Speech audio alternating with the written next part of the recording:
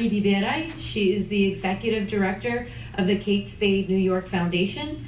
Valerie was brought on 4 years ago, 4 years prior, to establish the organization and set the mission. Valerie will share how her organization economically empowers underprivileged women in New York City. Thank you, Valerie. So first I want to say thank you so much for having me. It's an honor to be here, and thank you to Teuta and Amy for setting it up, and thank you to my cousin-in-law Teuta for suggesting that I do this tonight. So thanks, Teuta, for thinking of me. And I just want to also add, Amy, that was so incredibly powerful, and I just find it amazing that if we had walked past Amy on the street, I feel like I would have thought she was like a kindergarten teacher, right? And she has that really loving, warm energy, and actually she's this really solid iron core that is doing really amazing, empowering work. So thank you for sharing all that with us. It was so beautiful. But you've successfully made me very emotional, and I'm so I'm probably gonna cry through the rest of the presentation. So with that, to reintroduce myself, I'm Valerie Bibedai. I am the executive director of the Kate Spade New York Foundation.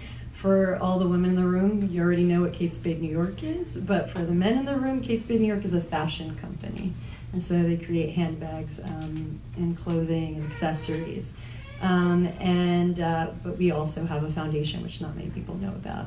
So I want to let you know that my remarks are going to be brief because my 2 boys are in the audience and they've probably eaten all their snacks by now.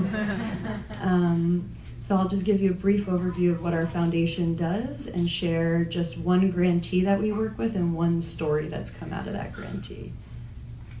So our mission statement at Kate Spade New York Foundation is to empower women to transform their communities through a trade-based initiative. And a trade-based initiative is basically not just a job, it's a skill set, it's a career path. So it's something that you give to these women that you can never take away.